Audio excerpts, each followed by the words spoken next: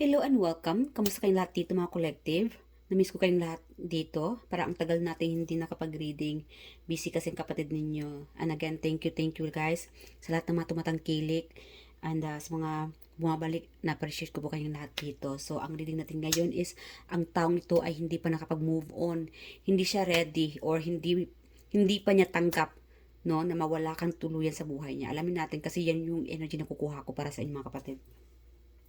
Spirit ka rin dyan. Sino itong tao nahihirapan, hindi tanggap na mawala sa buhay ang ating collective. Sino ba itong tao ito? Okay, we have here letter M. Guys, pakilakasan na lang po ng volume ng reading na ito dahil hindi lahat parehas yung volume, ano. May iba kasi mahina rin eh. We have A, E, U. It could be sa school. I'm hearing like university. Okay, E, M. So we have here secret. Okay, stranger.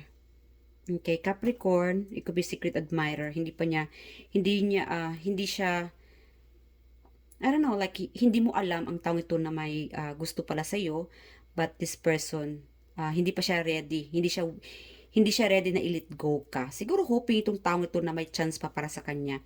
Capricorn, Taurus, again may mga exes, mayroong mga secret dito, secret admirer.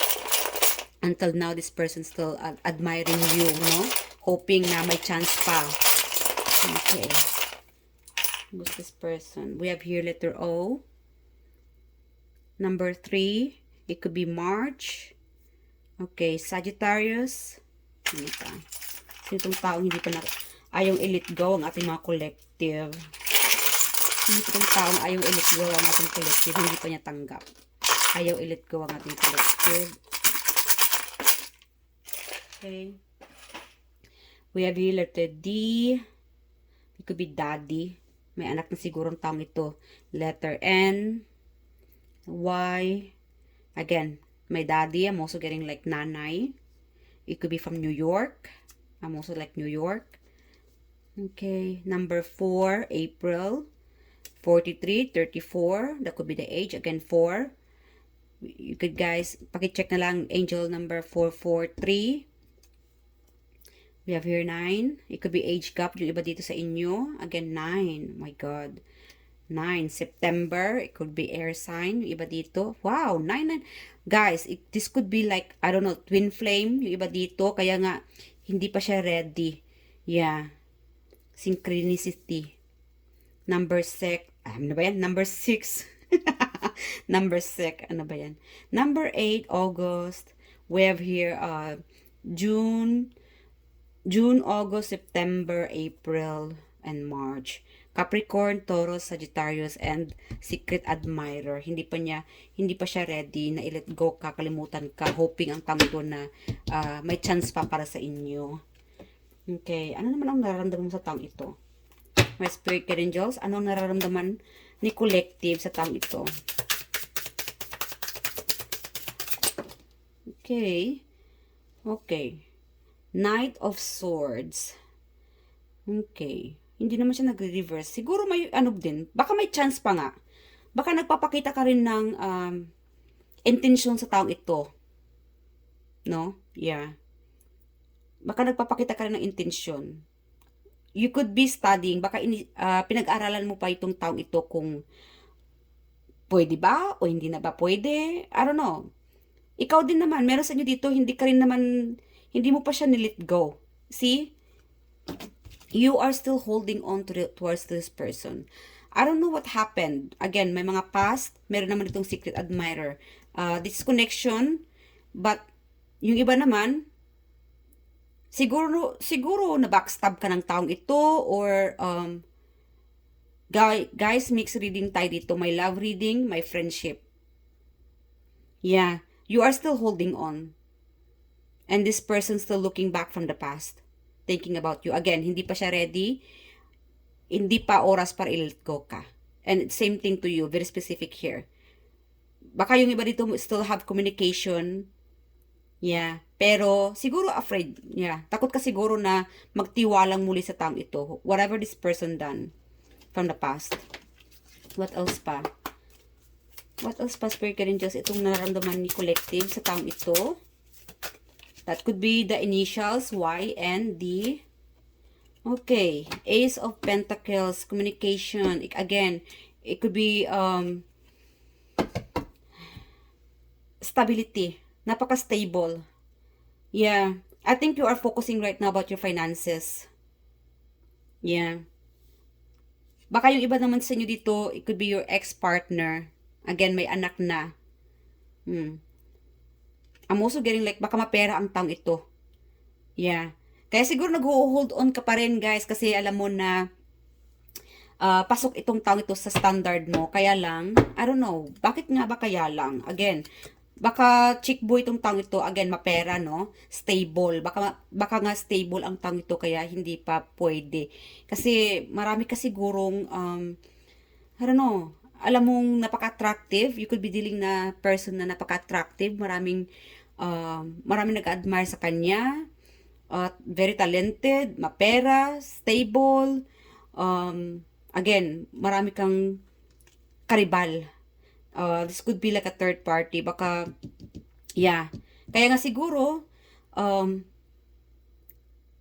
takot ka magtiwala kasi maraming maraming, ang tawag nito, maraming siya nakahalubilo, something like that.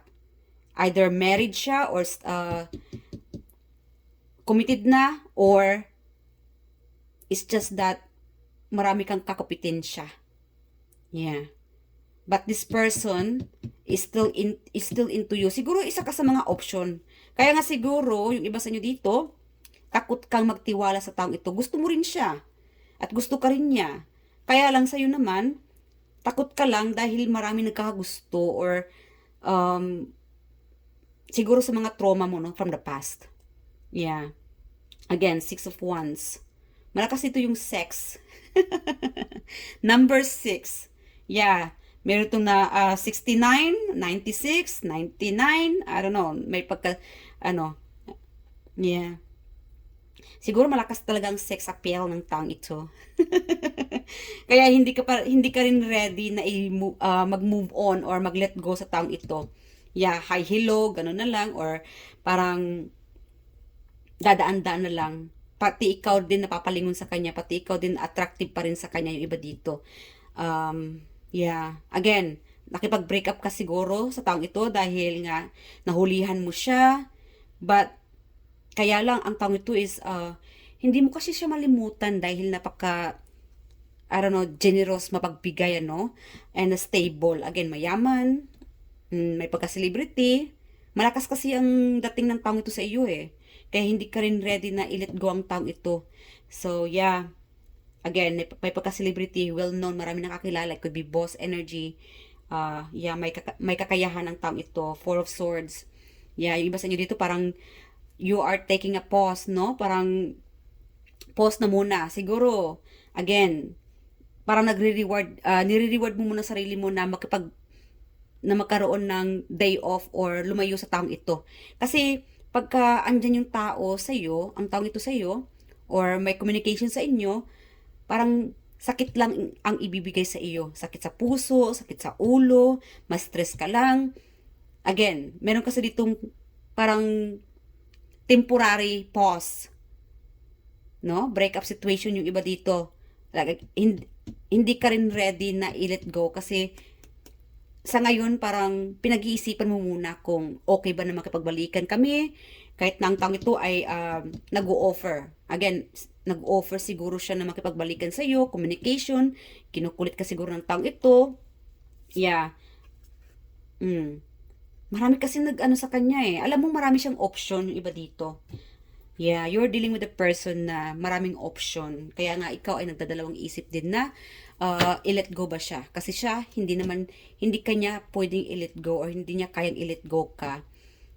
Yeah, I don't know why you listen to others. Kasi siguro marami ka nang narinig. Again, may mga trauma from the past o nahulihan mo siya kasi may third party dito.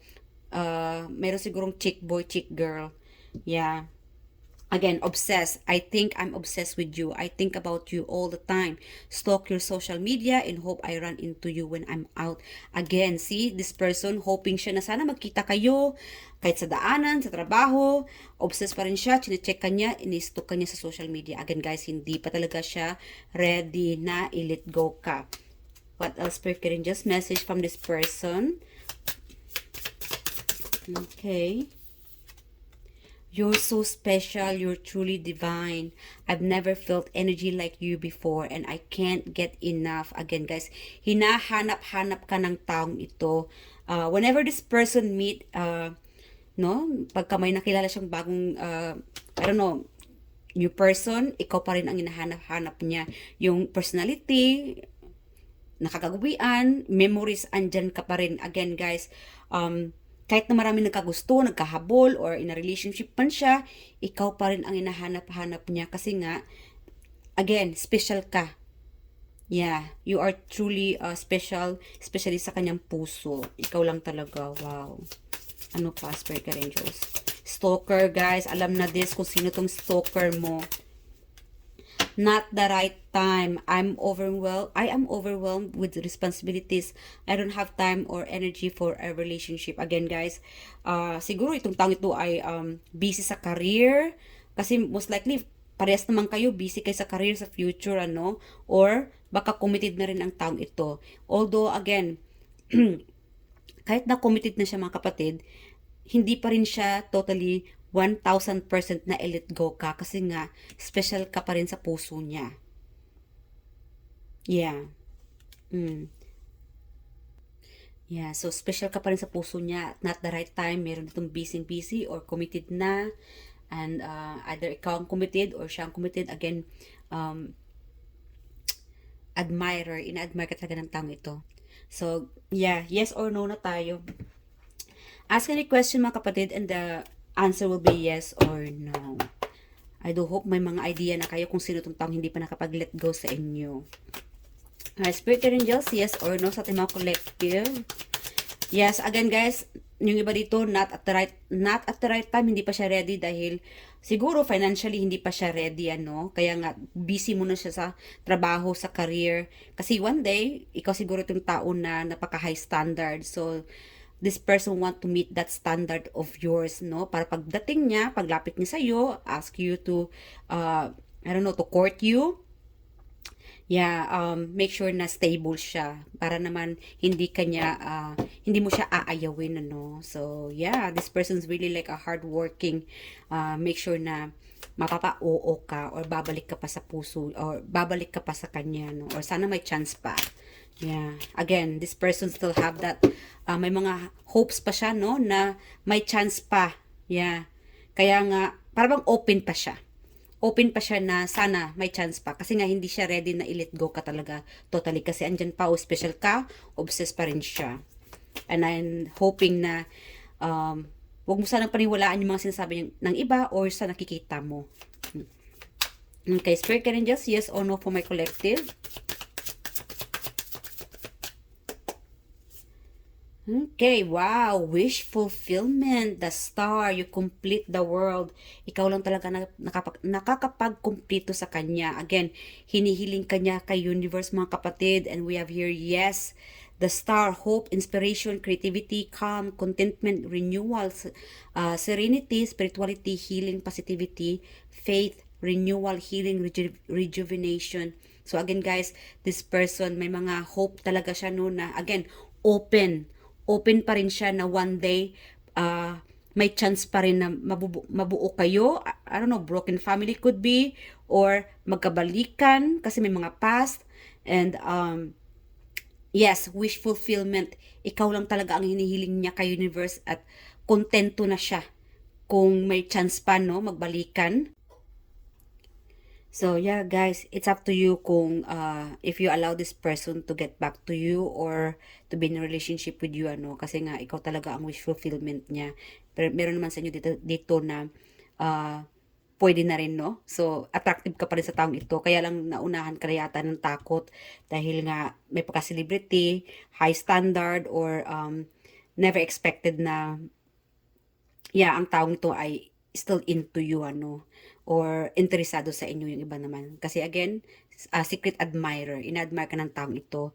Yeah, so that's it for today, guys. I do hope nag-enjoy ka sa reading na ito. Please leave your comment below and share your story. Nakakatuwang malaman yung storya ng buhay ninyo. And I'll see you guys in the next reading. Bye!